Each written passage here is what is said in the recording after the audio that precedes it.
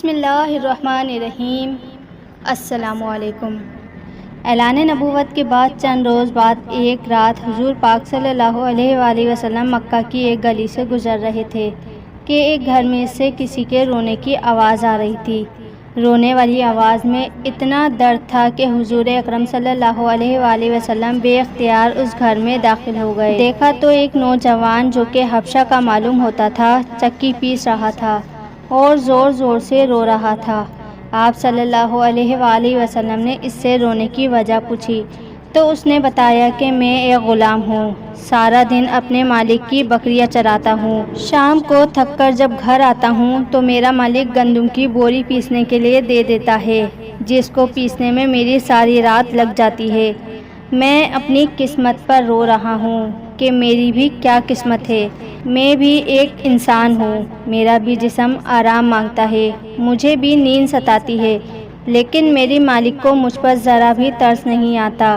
کیا میرے مقدر میں اسی طرح ساری زندگی رو رو کر گزارنا لکھا ہے؟ نبی پاک صلی اللہ علیہ وآلہ وسلم نے کہا کہ میں تمہارے مالک سے کہہ کر تمہاری مشقت کو کم تو نہیں کروا سکتا، کیونکہ وہ میری بات نہیں مانے گا، مگر ہاں میں تمہاری تھوڑی مدد کر سکتا ہوں کہ تم سو جاؤ، میں تمہاری جگہ چکی پیستا ہوں۔ وہ غلام بہت خوش ہوا اور شکریہ ادا کر کے سو گیا، اور پیارے آقا صلی اللہ علیہ وآلہ وسلم اس کی جگہ ساری رات چکی پیستے رہے۔ جب گندم ختم ہو گئی تو آپ اسے جگائے بغیر واپس تشریف لے گئے۔ دوسرے دن بھی آپ صلی اللہ علیہ وآلہ وسلم وہاں تشریف لے گئے اور اس غلام کو سلا کر اس کی جگہ چکی پیستے رہے۔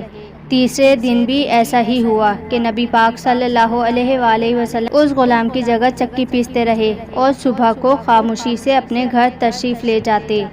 چوتھی رات جب آپ صلی اللہ علیہ وآلہ وسلم وہاں تشریف لے گئے تو اس غلام نے کہا، اے اللہ کے بندے، آپ کون ہو اور میرا اتنا خیال کیوں کر رہے ہیں؟ ہم غلاموں سے تو نہ کسی کو کوئی ڈر ہوتا ہے اور نہ ہی کوئی فائدہ، پھر آپ یہ سب کس لیے کر رہے ہیں؟ سرکار دو عالم صلی اللہ علیہ وآلہ وسلم نے فرمایا کہ میں یہ صرف انسانی ہمدردی کے تحت کر رہا ہوں، اس کے علاوہ مجھے تم سے کوئی غرض نہیں۔ اس غلام نے کہا کہ آپ کون ہیں؟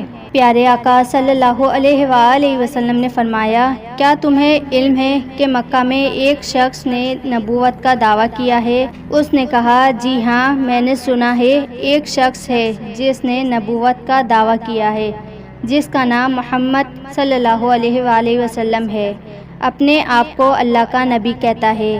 آپ صلی اللہ علیہ وآلہ وسلم نے فرمایا کہ میں وہی محمد صلی اللہ علیہ وآلہ وسلم ہوں۔ یہ سن کر اس غلام نے کہا کہ اگر آپ وہی نبی ہیں تو مجھے اپنا کلمہ پڑھائیے۔ سبحان اللہ، کیونکہ اتنا شفیق اور مہربان کوئی نبی ہی ہو سکتا ہے جو غلاموں کا بھی اس قدر خیال رکھے۔ آپ صلی اللہ علیہ وآلہ وسلم نے اس غلام کو کلمہ پڑھا کر مسلمان کیا۔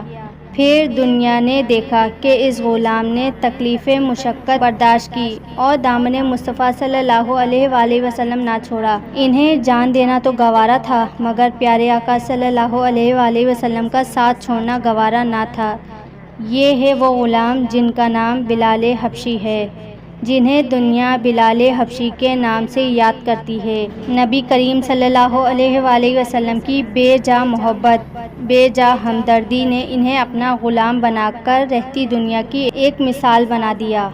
سبحان اللہ، سبحان اللہ۔ امید کرتی ہوں کہ آپ کو آج کی ویڈیو پسند آئی ہوگی۔ اگر ویڈیو اچھی لگے تو میرے چینل کو سبسکرائب کر دیں اور ویڈیو کو لائک کر دیں۔ سبسکرائب کرنے کے بعد آپ نے بیل بٹن لازمی دبانا ہے تاکہ آپ کو میری آنے والے ہر نوٹیفیکیشن کا ویڈیو ٹائم ٹو ٹائم اور سب سے پہلے مل سکے۔